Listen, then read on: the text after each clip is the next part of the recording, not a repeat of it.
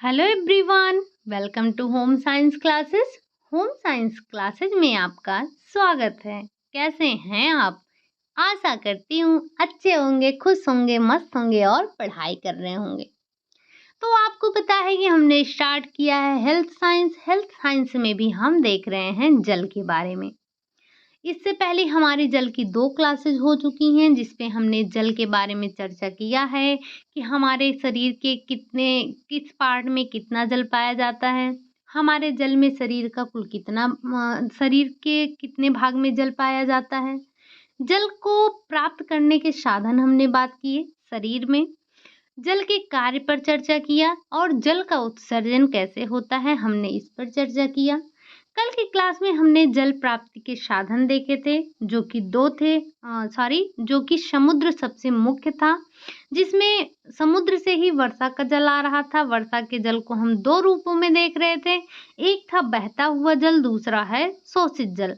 तो जो बहता जल है वो झीलों, तालाबों, नदियों इनमें देखने को मिलता है और जो आपका कुएं का जल है और स्रोतों से मिलने वाला जल है, झरने से मिलने वाला जल है, ये सारे के सारे जो पृथ्वी अवशोषित करती है वो वाले जल होते हैं।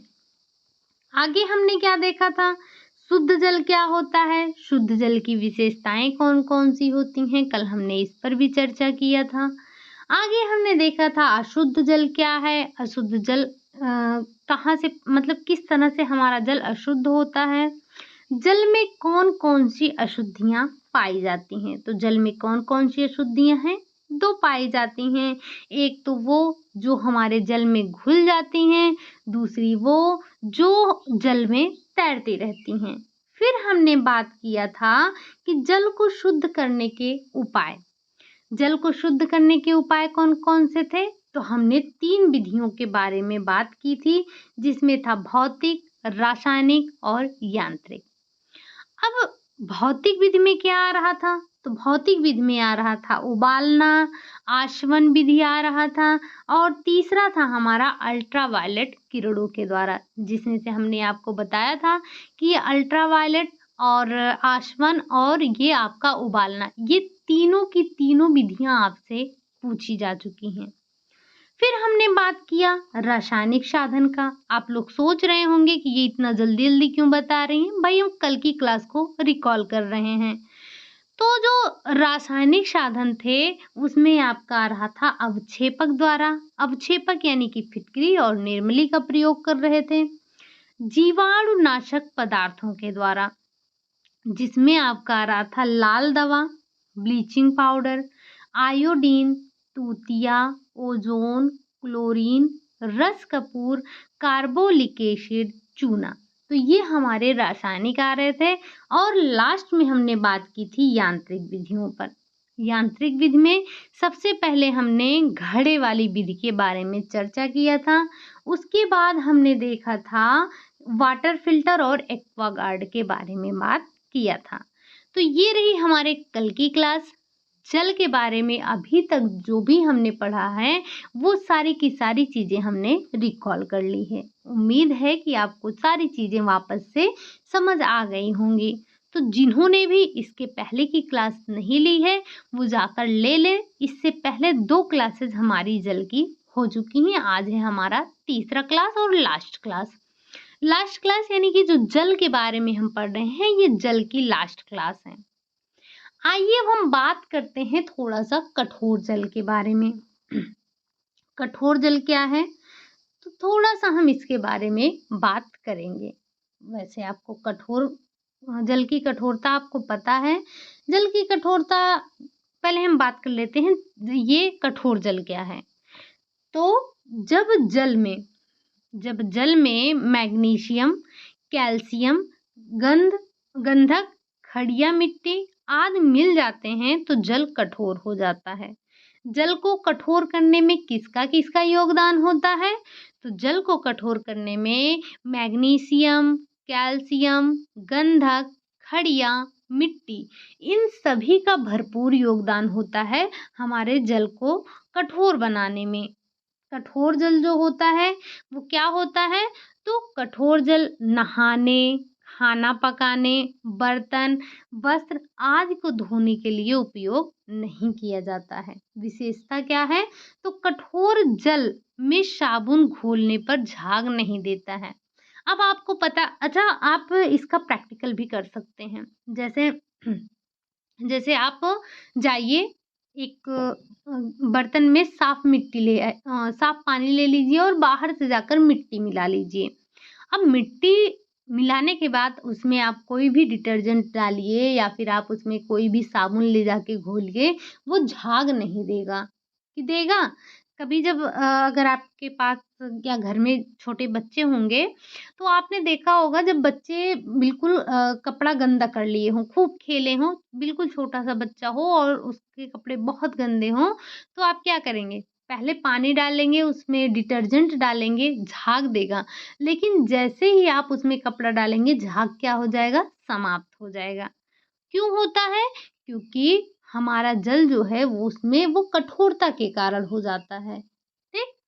तो ये कठोरता के कारण कौन-कौन से हैं? कैल्शियम हुआ, मैग्नीशियम हुआ, सल्फर हुआ, खड़िया हुआ, मिट्टी हुआ, ये सारी चीज़ें जल को कठोर बनाती हैं। अब हम इनका उपयोग पीने, खाने में तो कर नहीं सकते हैं, कपड़ा भी नहीं धो सकते हैं और पहचानेंगे कैसे? तो इसमें झाग नहीं आता है। ये क्वेश्चन भी पूछा जा चुका है कि कठोर जल में झाग आता है या नहीं आता है? तो आता है क्या? जी नहीं, बिल्कुल नहीं आता है। अब ये जो जल की कठोरता है ना, जल की कठोरता भी 2 प्रकार की होती है। एक होती है अस्थायी कठोरता और एक होती है अस्थायी कठोरता। जल की कठोरता कौन-कौन सी है? जल की कठोरता 2 प्रकार की है। एक है अस्थायी कठोरता और दूसरी है अस्थायी कठोरता। अब हम क्या करें? तो हम सबसे पहले बात करेंगे अस्थायी कठोरता की कि ये जो जल की अस्थायी कठोरता है, वो क्या है? तो वो कठोरता वह कठोरता जो पानी को उबालने से दूर हो जाती है, वो अस्थायी कहलाती। यानी कि अगर कोई चीज़ है, आप उसे साफ कर सकते हैं, हटा सकते हैं, तो उसे क्या कहते हैं? उसे हम अस्थायी कह देते हैं। अगर कोई व्यक्ति जैसे आप जब कोई फॉर्म भरते हैं, तो उसमें आपसे 2 पता पूछा जाता है, एक अस्थायी, एक अस्थायी। अस्थायी पता वो जो आपका बदलता नहीं है। अस्थायी वो जैसे आप कहीं पर रह रहे हैं और उसके बाद आप अपने घर पर जा सकते हैं, तो वो होता है अस्थायी पता। तो सबसे पहले अस्थायी कठोरता वो होती है जिसे आप हटा सकते हैं। जिस कठोरता को आप हटा सकते हैं, उबाल कर दूर कर सकते हैं, वो अस्थायी कठोरता कहलाती है। और ये कठोरता पानी में कैल्शियम बाइकार्बोनेट और मैग्नीशियम कार्बोनेट के घुले रहने के कारण होता है। अब ये कठोरता रहती क्यों है? तो ये कठोरता कैल्शियम बाइकार्बोनेट और मैग्नीशियम बाइकार्बोनेट के घुले रहने के कारण होती है। अब जब ये कैल्शियम बाइकार्बोनेट और मैग्नीशियम बाइकार्बोनेट के घुले होने के कारण होती है, तो जब हम इनको हटा देंगे तो दूर हो जाएगी, जो कठोरता होगी वो दूर हो जाएगी ना। तो फिर अब इनको हटाने के लिए हम कर क्या सकते हैं? तो ये कठोरता 2 प्रकार से दूर कर सकते हैं। कैसे? सबसे पहले हम क्या करेंगे उबालने पर, हम इसे उबाल कर दूर करेंगे। तो उबालने से पानी में उपस्थित कैल्शियम बाइकार्बोनेट और मैग्नीशियम बाइकार्बोनेट जो है वो कैल्शियम कार्बोनेट और मैग्नीशियम कार्बोनेट में बदल जाता है। आप ये क्वेश्चन यहाँ से पूछा गया है तो आपको इसे ध्यान रखना है कि जो पहले अशुद्धियों में क्या था? अशुद्धियों में पहले कैल्शियम बाइकार्बोनेट था और मैग्नीशियम बाइकार्बोनेट था जिसे हमने उबाला। जब आपने पानी को उबाल दिया जिसमें अस्थायी कठोरता थी, तो उसका जो कैल्शियम बाइकार्बोनेट था, कैल्शियम बाइकार्बोनेट बदल गया कैल्शियम कार्बोनेट में और जो मैग्नीशियम बाइकार्बोनेट था, वो बदल गया मैग्नीशियम कार्बोनेट में। बाई यहाँ से भाग गया। तो हुआ क्या? तो जो अनघुल होने के कारण पेदी में बैठ जाती हैं और जो पानी की कठोरता है वो दूर हो जाती है। जैसे जब कोई चीज़ है वो उड़ नहीं पाती है, निकल नहीं पाती है, तो क्या होगी? उसकी अशुद्धियाँ पेदी में जाकर बैठ जाएँगी, जो घुल नहीं सकती हैं। तो इससे क्या होगा? इससे उसकी अशुद्धियाँ दूर हो जाएँगी, पानी का हम उपयोग कर सकते हैं। दूसरी विधि ये है कि हम उसे चूने का पानी मिलाने से, उसमें हम क्या करेंगे? चूने का पानी मिलाएँगे। तो चूने के पानी की उपयुक्त मात्रा मिलाने से पानी में घुले जो कैल्शियम और मैग्नीशियम बाइकार्बोनेट होते हैं, वो अनघुल कार्बोनेट में बदलकर पेंदी में बैठ जाते हैं। वही काम यहाँ भी हुआ। वही काम यहाँ भी हुआ कि जो ये कैल्शियम और मैग्नीशियम के बाइकार्बोनेट थे, वो अनघुल होकर कार्बोनेट में बदलकर पेंदी में बैठ जाते हैं। इससे हमारे जल की जो कठोरता है, वो दूर हो जाती है। ये तो हमने बात कर ली कि कौन सी हैं अस्थायी कठोरता। अब ज़रा हम बात कर लेते हैं अस्थायी कठोरता क्या है? इसको कैसे दूर कर सकते हैं? ये भी तो जानना इम्पोर्टेंट है हमारे लिए। तो बात कर लेते हैं अस्थायी कठोरता की। वह कठोरता जो पानी को उबालने से दूर नहीं होती, अस्थायी कठोरता कहलाती है। यानी कि जो अस्थायी रूप धारण कर लिया है। यह कठोरता साधारणतः calcium chloride, calcium sulphate, magnesium chloride और मैग्नीशियम सल्फेट में से किसी एक के पानी में घुले रहने के कारण होता है। यानी कि इनमें से कोई एक है जो पानी में घुला रहता है, तो अस्थायी कठोरता हो जाती है। अब है तो भाई हमें दूर करना ही पड़ेगा। दूर करने के लिए आप इसमें भी 2 विधियों का प्रयोग करते हैं। कौन? तो सबसे पहला आ जाता है, पहली विधि है कपड़ा धोने का सोडा मिलाने से। तो सोडा जो होता है, सोडा कैल्शियम और मैग्नीशियम के क्लोराइड और सल्फेट को क्रमशः कैल्शियम और मैग्नीशियम के कार्बोनेट में बदल देता है।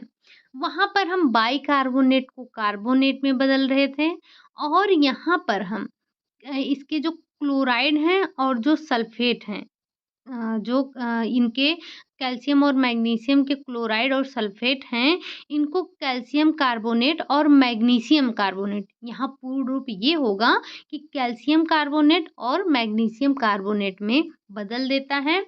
ये पदार्थ अनघुल होने के कारण पेदी में बैठ जाता है और जो जल है वो मृदु हो जाता है। ठीक?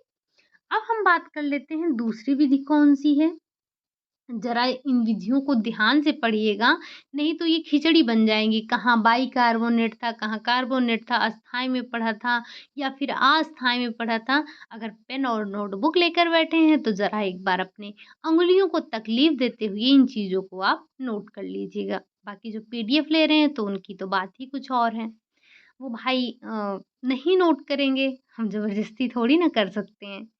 चलिए अब हम बात करते हैं ज़ियोलाइट विधि की। ज़ियोलाइट ये आपकी दूसरी विधि है अस्थायी कठोरता दूर करने की, ठीक?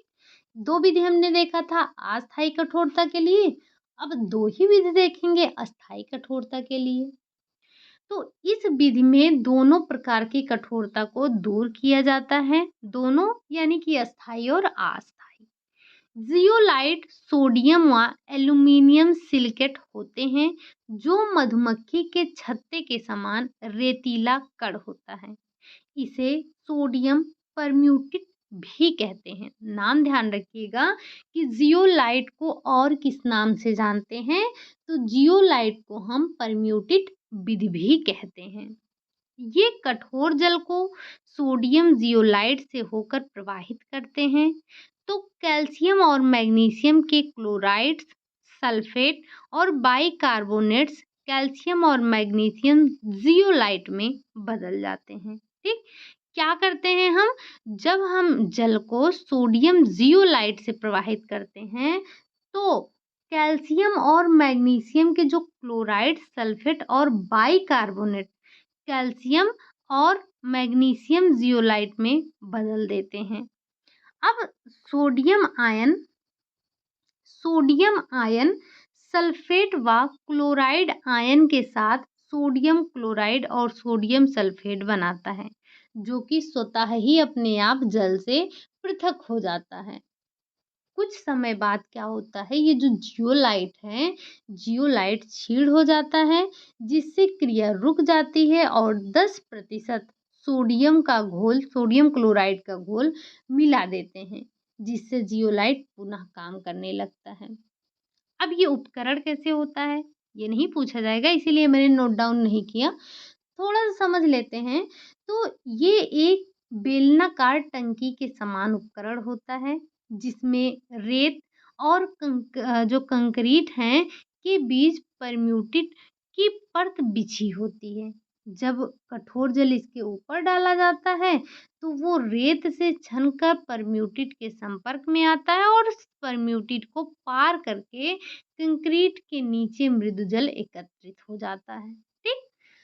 अब ये तो हमने देख लिया कि जो हमारा कठोर जल है, मृदु जल है, कठोर जल है, इसकी कठोरता क्या है, कितने प्रकार की है। साथ ही साथ हमने देखा कि इनको कठोरताओं को हम कैसे दूर कर सकते हैं। अब अगर हम बात कर लें थोड़ा-सा कि जो कठोर जल है, इसकी क्या-क्या हानियाँ हैं।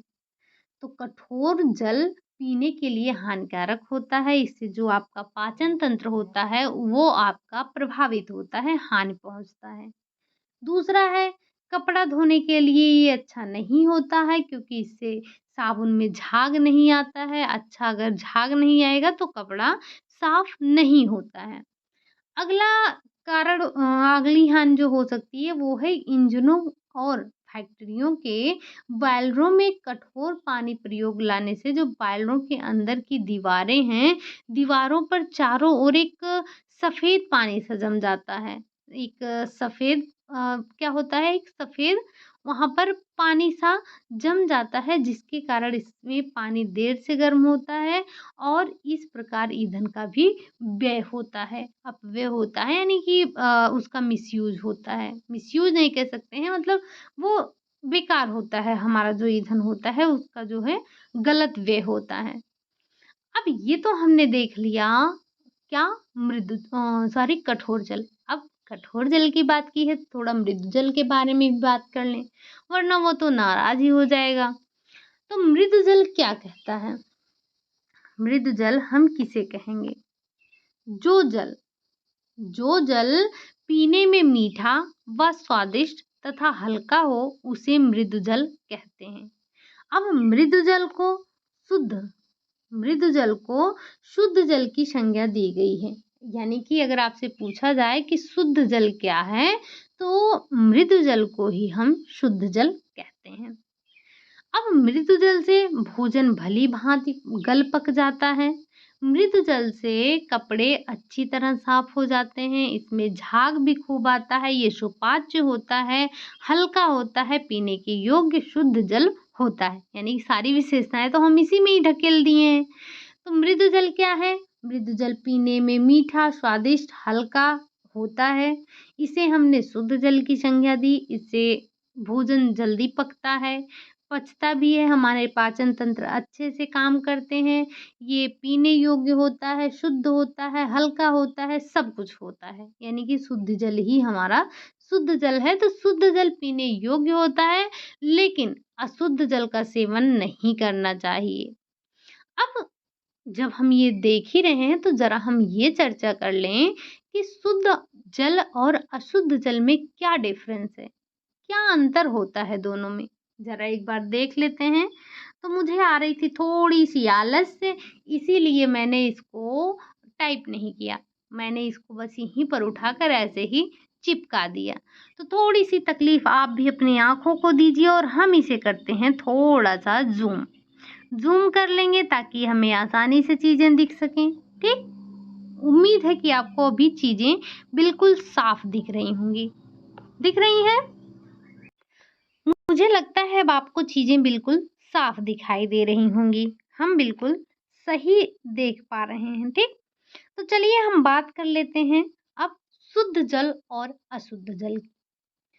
तो शुद्ध जल पारदर्शक, स्वाद, गंध व रंग रहित होता है। यानी कि जो शुद्ध जल है, वो बिल्कुल पारदर्शी होगा, शुद्ध जल से आप आर-पार देख सकते हैं। साथ ही साथ इसमें कोई गंध नहीं, इसमें कोई रंग नहीं, इसमें कोई स्वाद नहीं। तो ये रंगहीन, गंधहीन, स्वादहीन होता है। वहीं अगर हम बात करें अशुद्ध जल की, तो अशुद्ध जल अर्ध पारदर्शक, दुर्गंधयुक्त, मटमैला व खारा होता है। अगर आप इसे देखना चाह रहे हैं तो देख लीजिए, अदरवाइज़ आप जा सकते हैं। हम जो है इसको पहले भी डिस्कस कर चुके हैं, बट ये अगर हम डिस्कस कर रहे हैं तो आपको रुकना चाहिए, ठीक? तो अशुद्ध जल जो होता है वो आप अपारदर्शी होता है, यानी कि अर्ध पारदर्शी होता है, दुर्गंध युक्त होता है, मटमैला और खारा होता है। अगर बात करें शुद्ध जल, तो शुद्ध जल साबुन के साथ आसानी से झाग देता है, लेकिन अगर वहीं हम अशुद्ध जल की बात करें, तो अशुद्ध जल साबुन के साथ सरलता से झाग नहीं बना पाता है। इसमें आपको झाग देखने को नहीं मिलेगा। मैंने आपको पहले भी बताया कि आप इसका प्रैक्टिकल कर सकते हैं। तो मुझे उम्मीद है कि आप प्रैक्टिकल करेंगे ज़रूर। अगर बच्चे नहीं होंगे तो भी आप जाएँगे, अभी मिट्टी-विट्टी लेकर आएँगे और उसको ऐसे ही हाथ से घोल के उसके बाद उसमें कोई डिटर्जेंट डाल के ट्राई ज़रूर करेंगे कि झाग देता है या नहीं। अब ये हम पढ़ रहे हैं होम साइंस, हमें प्रैक्टिकल करना चाहिए। अच्छे बच्चे प्रैक्टिकल ज़रूर करते हैं और प्रैक्टिकल करके मुझे भी बताइएगा क्या सच में झाग दिया था या नहीं। अगला आ जाता है आपका कि कार्बन डाइऑक्साइड के मिले होने के कारण जल में एक विशेष प्रकार की चमक होती है। अशुद्ध जल की बात करें तो इसमें नाइट्रोजन व अन्य पदार्थों के मिले होने के कारण इसमें चमक नहीं होती है। कहने का मतलब कि शुद्ध जल में नाइट्रोजन के जो नाइट्रोजन पदार्थ है वो नहीं मिलेगा। नाइट्रोजन पदार्थ की वजह से इसमें चमक नहीं होती है। अगली बात करेंगे, शुद्ध जल में फ्लोराइड्स, नाइट्रेट्स आदि की एक निर्धारित मात्रा होती है और जो आपका अशुद्ध जल है, ये इसमें फ्लोराइड्स और नाइट्रेट्स अधिक मात्रा में पाए जाते हैं। अब अधिक मात्रा में पाए जाते हैं, तो वो क्या होता है? अशुद्ध होता है। वैसे आप सभी ने अभी 2-3 दिन पहले ही पढ़ा था जल प्रदूषण के बारे में। क्या पढ़ा था आपने? आपने पढ़ा था जल प्रदूषण के बारे में। कहाँ पर पढ़ा था? जब हमने बात की थी पर्यावरण प्रदूषण की। जब हमने पर्यावरण प्रदूषण की बात की थी, तो वहाँ पर हमने जल प्रदूषण के बारे में भी पढ़ा था। तो जल प्रदूषण होता क्या है?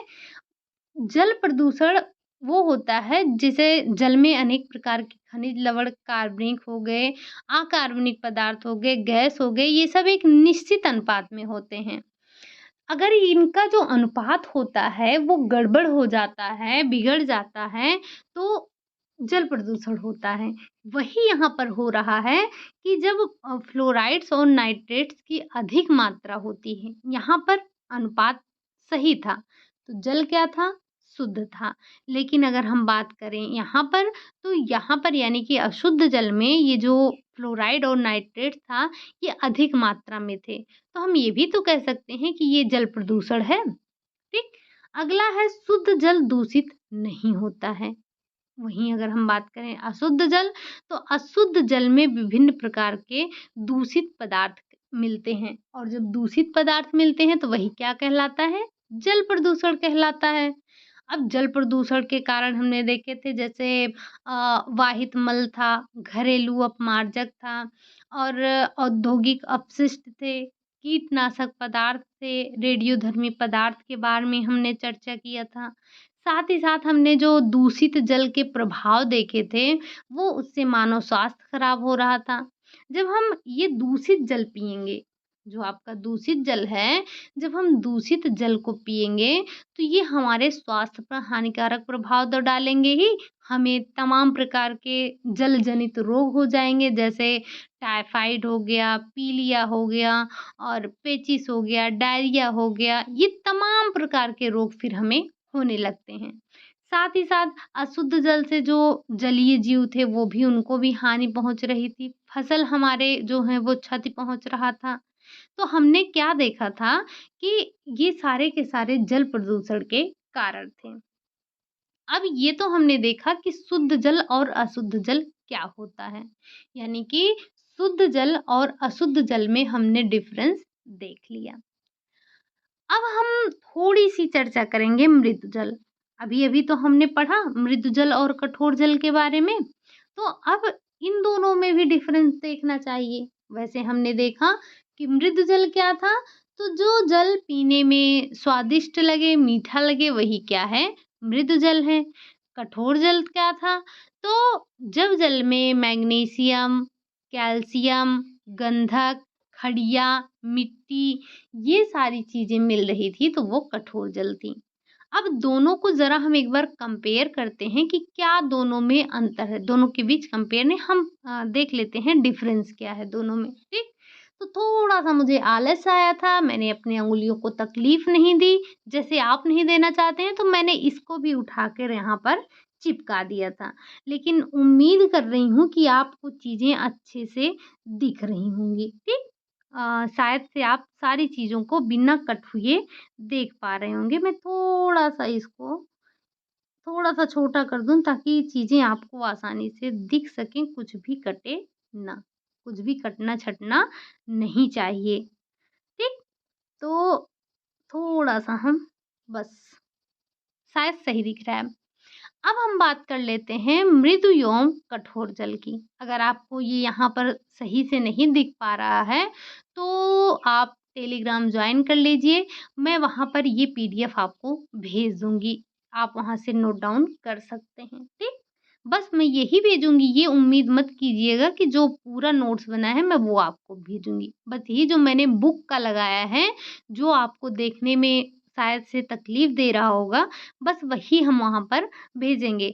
वैसे मुझे नहीं लगता है कि कोई दिक्कत हो रही होगी, फ़ोन को आप ऐसे रखिए, फ़ोन को ऐसे रखिए ना कि ऐसे, ठीक? चीज़ें आपको बिल्कुल साफ़ दिखाई देंगी। तो हम बात कर लेते हैं मृदु और कठोर जल की। सबसे पहले मृदु जल क्या है? तो पीने में मीठा व स्वादिष्ट होता है। शुद्ध जल स्वाद रहित, गंध रहित होता है। अगर हम ये कहें कि शुद्ध जल और मृदु जल की बात करें, तो अगर दोनों को एक ही साथ देखते तो कोई दिक्कत वाली बात नहीं थी, ठीक? तो शुद्ध जल क्या होता है? वो भी उसी के आगे हम ये समझ सकते हैं, आप इसे शुद्ध जल की संज्ञा भी दे सकते हैं। आप यहाँ पर इसे शुद्ध जल डाल दीजिए। तो शुद्ध जल क्या है? ये स्वाद में मीठा और स्वादिष्ट होता है।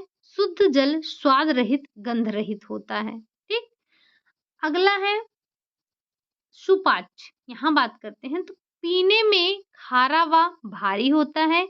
क्योंकि इसमें कैल्शियम, सोडियम, मैग्नीशियम के कार्बोनेट और सल्फेट के लवण घुले होते हैं। अगर बात करें मृदु जल की तो ये सुपाच्य होता है। कैसा होता है? तो जो मृदु जल है वो सुपाच्य होता है, लेकिन जो कठोर जल है ये सुपाच्य नहीं होता है। क्या हम इसका उपयोग पीने, खाना बनाने इन सब में कर रहे थे? नहीं, हम हम कठोर जल का प्रयोग खाने-पीने में नहीं कर रहे थे क्योंकि ये सुपाच्य नहीं है। भोजन पकाने के बाद भली प्रकार गल जाता है। ये भोजन पक कर गल नहीं पाता, इसीलिए तो हम इसका प्रयोग नहीं कर रहे थे, खाना बनाने में या फिर पीने में, खाने में। तो ये क्या होते हैं जो शुद्ध जल यानी कि मृदु जल हैं, ये पीने में सुपाच्य होते हैं, भोजन को भली प्रकार से गला देते हैं। लेकिन जो कठोर जल होता है, ये भोजन को गला नहीं पाता है। अगली बात करें साबुन घोलने पर खूब झाग देता है। जो आपका मृदु जल है इसमें साबुन झाग देगा, लेकिन जो कठोर जल है उसमें साबुन झाग नहीं देता है। अगला है बॉयलरों बॉयलरों में विभिन्न लवणों की परत नहीं जमती है तथा बॉयलर शीघ्रता से खराब नहीं होते हैं। लेकिन अगर वहीं बात करें कठोर जल की, तो कठोर जल के प्रयोग से बॉयलरों में विभिन्न लवणों की परत शीघ्रता से जम जाती हैं और जो बॉयलर होते हैं वो खराब हो जाते हैं। तो ये हमने कुछ बेसिक सा डिफरेंस देखा मृदु जल और कठोर जल में, ठीक? साथ ही साथ हमने शुद्ध जल और अशुद्ध जल में भी अंतर देखा। उम्मीद है कि ये जल का चैप्टर आपको समझ में आया होगा। अगर हम यहाँ से कुछ क्वेश्चनों को समझने की कोशिश करें, तो मानव जल से बना होता है। ये जो मानव शरीर है, ये जल से बना होता है। मानव शरीर में लगभग बात करें तो 3/4 कितना 3/4 भाग जल का पाया जाता है। हम इसे थोड़ा-सा ज़ूम करें और थोड़ा-सा आगे देखें। अभी हम बात करते हैं, यहाँ पर जो आपको अगला दिख रहा है, वो आपको नहीं देखने को मिलेगा, मतलब हमने उसे डिटेल में डिस्कस नहीं किया है। तो यहाँ हम बात कर रहे थे कुछ की पॉइंट की, जैसे जल एक रासायनिक यौगिक है। जल का सूत्र H2O होता है। हमने कई बार चर्चा की है, ये सूत्र भी कभी-कभी आपसे पूछ लिया जाता है, तो आप इसे ध्यान रखिएगा, ठीक? जल 3 रूपों में मिलता है। अगर हम बात करें ठोस, द्रव, गैस है तीनों। जल प्राप्ति का साधन समुद्र, कुएँ, तालाब, नदी, झरने ये हैं। शुद्ध जल रंगहीन, गंधहीन, स्वादहीन, स्वच्छ, पारदर्शी होता है और जिसमें ये गुण नहीं होते हैं, ये क्या होता है? ये अशुद्ध होता है। साथ ही साथ हमने देखा कि जल को कठोर कौन बनाता है? तो मैग्नीशियम, कैल्शियम, सल्फर, खड़िया, मिट्टी ये सब मिलकर जल को कठोर बनाते हैं। जल की जो है आप शुद्धता करने की रासायनिक विधियों में आप ब्लीचिंग पाउडर, क्लोरीन और फिटकरी, लाल दवा ये सारी चीज़ें उपयोग कर सकते हैं। तो ये तमाम चीज़ें हमने देखी किसमें? जल में। अब जब हमने जल की चर्चा कर ही ली है, तो थोड़ा-सा हम ये समझ लेते हैं कि ये जो जल जनित रोग हैं, वैसे मैंने आपको बता दिया है कि हम इसको डिस्कस नहीं करेंगे क्योंकि हमने इसको पहले ही डिस्कस कर लिया है। आपको पता है कि जो हमने एक डिज़ीज़ की क्लास ली थी, उसमें हमने ये सारी चीज़ें पढ़ रखी है, तो वही चीज़ें बार-बार पढ़ना कोई अच्छी बात नहीं है। लेकिन इससे जो रिलेटेड क्वेश्चन हैं, हम उसको अपनी प्रैक्टिस में ज़रूर शामिल करेंगे। तो एक बार आप लोग वो क्लास ज़रूर ले लीजिएगा, बाकी हम क्वेश्चन तो डिस्कस करेंगे ही करेंगे। तो ज़रा हम देख लेते हैं कि जो अशुद्ध जल से फैलने वाले रोग हैं, उसमें कौन-कौन से आते हैं। बस एक बार ध्यान से सुनते चलिएगा, बाकी वो क्लास मैं आपको टेलीग्राम पर भेज दूँगी, उसका लिंक आप वहाँ से जाकर देख सकते हैं। अदरवाइज़ आप जाकर न्यूट्रिशन साइंस की क्लास में देखेंगे, तो आपको मिलेगी। अशुद्ध जल से सबसे पहले बात करेंगे हैजा की। हैजा क्या है? तो ये एक संक्रामक रोग होता है, जो कि अशुद्ध जल से फैलता है और कभी-कभी ये बहुत घातक हो जाता है, व्यक्ति की मृत्यु भी हो जाती है। इसका कारण क्या है? तो इसमें इसका कारण होता है कॉमाबैसिलस, एक जीवाणु होता है, इसे आप विब्रियो कॉलेरा भी कहते हैं। और ये कैसे होता है? तो ये कॉमा के आकार का होता है। हम ये कहाँ से जो है फैलता है? तो ये इसी जीवाणु से फैलता है, ठीक? इसी रोगाणु से फैलता है। कौन से? विब्रियो कॉलेरा नाम के जीवाणु से। जो ये रोगाणु है, ये एक संक्रामक रोग है, एक व्यक्ति से दूसरे व्यक्ति में पहुँच जाता है, ठीक? संक्रामक का जो एक व्यक्ति से दूसरे व्यक्ति में पहुँच जाता है। इसमें क्या होता है? तो दस्त, वमन ये सारी चीज़ें आपको देखने को मिल जाती हैं। अगर हम बात करें, अगला जो कारक है वो है पेचिस की। पेचिस। तो पेचिस क्या है?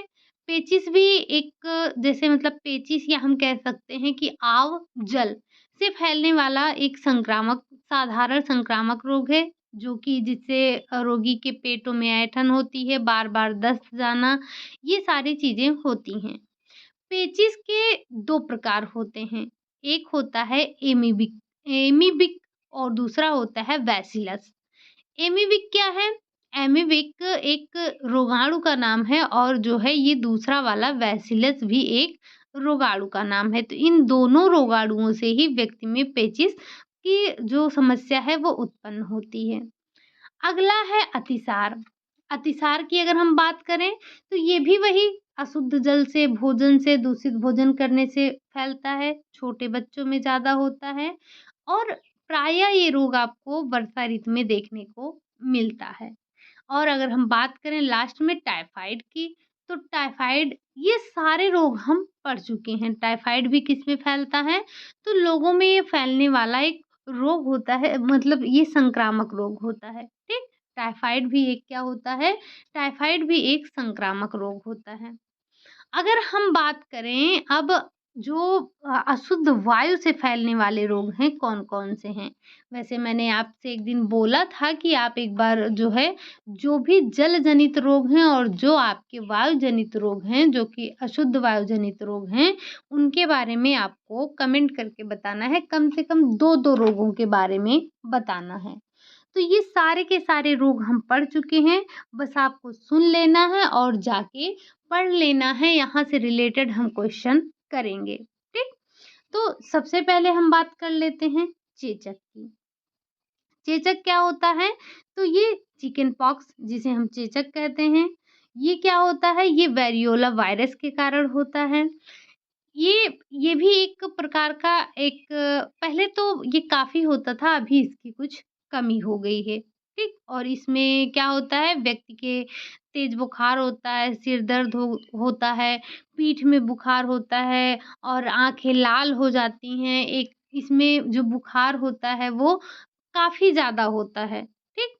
चेचक की बात कर रहे थे हम, सॉरी, हम जो है बात कर रहे थे चेचक की, यानी कि chicken pox, sorry, small pox की बात कर रहे थे।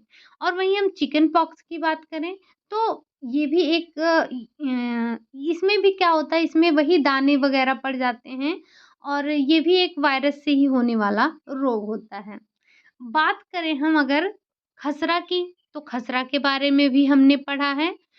जैसे जो ये चेचक है, ये चेचक और छोटी माता 2 चीज़ें होती हैं, दोनों में ही दाने निकलते हैं।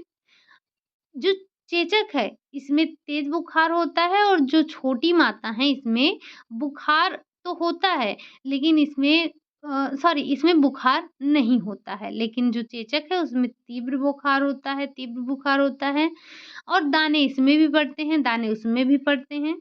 तो काफ़ी समानता होती है, आप उस क्लास को देखेंगे तो आपको समझ में आएगी। रही बात खसरा, तो खसरा के बारे में भी हमने पढ़ रखा है। अगला है आपका जो पढ़ना है आपको, तपेदिक यानी कि टीबी, इन्फ्लुएंजा, काली खांसी, कर्डफेर और साधारण जुकाम। इन सभी के बारे में आपने पढ़ रखा है, हमने ये पूरी क्लास ली है। यहाँ पर तो हमने कम बताया है, वहाँ पर हमने और कई रोगों के बारे में चर्चा किया है। मुझे याद है कि करीब से करीब हमने 15 रोगों के बारे में चर्चा किया है, जिसमें आपका टिटनेस, हैज़ा, डिप्थीरिया, काली खाँसी और तमाम रोगों के बारे में चर्चा की है। अगर आपने वो क्लास नहीं ली है, तो एक बार उस क्लास को जाकर ज़रूर लीजिएगा। आपके लिए वो क्लास बहुत इम्पोर्टेंट है, ठीक? तो हम वही चीज़ें बार-बार पढ़ेंगे नहीं, हाँ, लेकिन प्रैक्टिस के माध्यम से इसको ज़रूर देखेंगे। तो आज के लिए हम बस यही इतना रखेंगे। आपका जल का टॉपिक समाप्त हो गया है। अब हमें 1-2 क्लास इसमें और देखनी है, जैसे जैसे आपका हो गया कूड़ा-करकट का निस्तारण देखना है। कूड़ा-करकट क्या है? कौन-कौन से कूड़ा-करकट कितने प्रकार के होते हैं? साथ ही साथ हम संवातन पर चर्चा करेंगे और फिर हमारा स्टार्ट हो जाएगा प्राथमिक चिकित्सा। प्राथमिक चिकित्सा भी 4-6 दिन में पढ़ेंगे, उसके बाद हमारा ये हेल्थ साइंस समाप्त हो जाएगा। अभी वही जो हम रोगों के बारे में पहले ना चर्चा किए होते, तो शायद से हमें 2-3 क्लास और लेनी पड़ती। बाकी हमने उसको पहले ही कवर अप कर रखा है, तो हमें बार-बार पढ़ने की आवश्यकता नहीं है। एक बार हमें अपने पूरे सिलेबस को कवर करना ज़रूरी है। तो एक बार जब वहाँ पर हो गया है, नेक्स्ट टाइम जब हम उसको पढ़ेंगे, तो थोड़ा और डिटेल में पढ़ेंगे। अभी के लिए आप वही क्लास ले लीजिए, वही आपके लिए काफ़ी मतलब आपको वहाँ से काफ़ी चीज़ें मिल जाएँगी, ठीक? तो बस आज के लिए यही इतना रखते हैं। क्लास आपको कैसी लगी? अगर अच्छी लगी हो तो लाइक कर दीजिएगा, चैनल को सब्सक्राइब भी कर लीजिएगा, साथ ही साथ कमेंट ज़रूर कीजिएगा। और मैं आपको रोज़ बोलती हूँ कि आपसे जो भी क्वेश्चन पूछा जाए, प्लीज़ उसका आंसर ज़रूर दिया कीजिए, ठीक? चलिए, और आप में से जिन लोगों ने भी टेलीग्राम ज्वाइन नहीं किया है तो टेलीग्राम ज्वाइन कर लीजिए, लिंक आपको डिस्क्रिप्शन में मिल जाएगी। तो वहाँ से जाकर आप चीज़ों को देख सकते हैं, जो भी आपको वहाँ पे अगर कुछ पीडीएफ वगैरह दिया जाता है तो आप उसे देख सकते हैं। बाकी वो आपको प्रैक्टिस के लिए मैं बोलती हूँ, रात 9 बजे होती है प्रैक्टिस, तो आप वहाँ से रात 9 बजे अपनी प्रैक्टिस कर सकते हैं, अपनी तैयारी को मजबूत कर सकते हैं। बाकी बस आज के लिए यही इतना, मिलते हैं नेक्स्ट क्लास में, तब तक के लिए बाय बाय, टेक केयर।